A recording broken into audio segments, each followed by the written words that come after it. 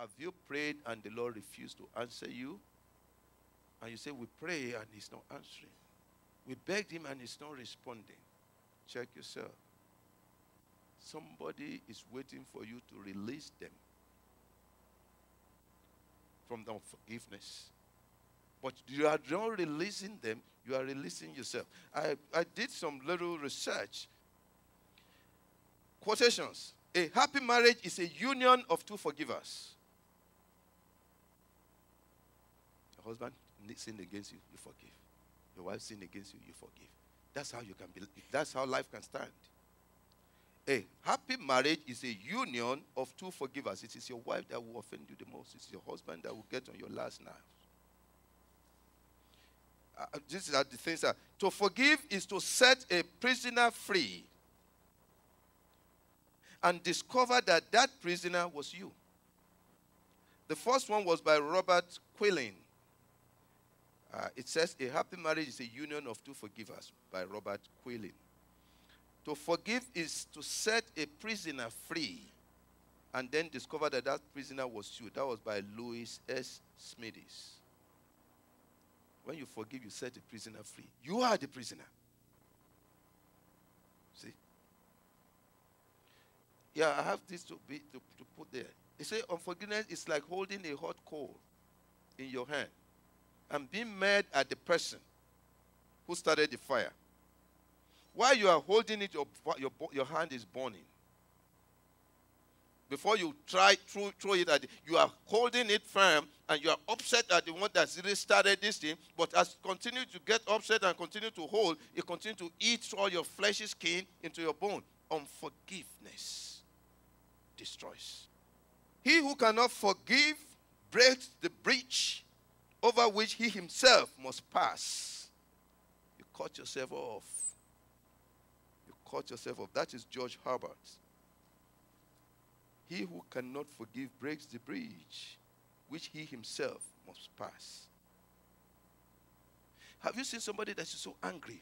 When you are so angry, you become light. Haven't you seen wrestlers? And when they hit one down and he's so upset and he kept running, the other will pick him with one hand and slam him. And until he calm down and settle down, then he can gain his weight back. Anger just throws you off the bar.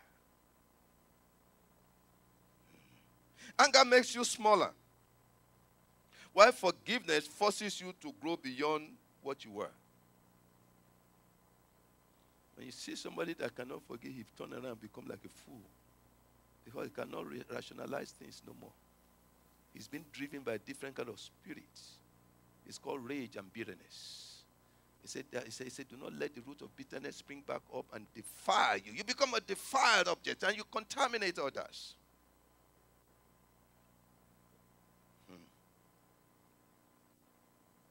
As long as you don't forgive, who and whatever it is will occupy a rent-free space in your mind. If something will be renting, shouldn't you be paying for it? You allow something to come and it will occupy and be renting and it's free. And it will not, when something is free, it doesn't have value. The one that's occupying it for free will use it recklessly. That's your mind that's been occupied by hate. Until that person died, there will never be anything good coming out of them. They who forgive most shall be most forgiven. Joshua Bali.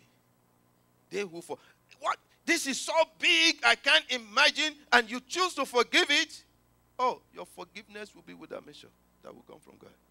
That's what it is. What you sow, you reap. He who forgives most will be most forgiven. Ephesians 1:7 says, in him we have redemption through his blood, the forgiveness of our trespasses according to the riches of his grace. That's how much he poured on me and you. 8 says, anger makes you, okay, that got down. Forgiveness is almost a selfish act. All right, how does that work? Forgiveness is almost a selfish act because of its immense benefits to the one who forgives. you stand to reap all the profit, all the benefit, once you can forgive. Now, what is it that can, how big is it, the thing that you cannot forgive? There's no size. From the one that the son was killed to the lady that stepped on your foot in the store.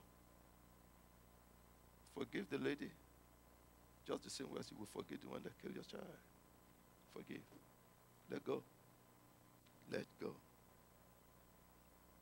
The hatred you are carrying is a live coal in your heart, far more damaging to yourself than to them. A woman can forgive a man for the harm he does her, but she can never forgive him for the sacrifices he makes on her account. I give that to the women. Even if they are not talking to you, they still love you with passion. If but then, and they see that you're about to fall. It's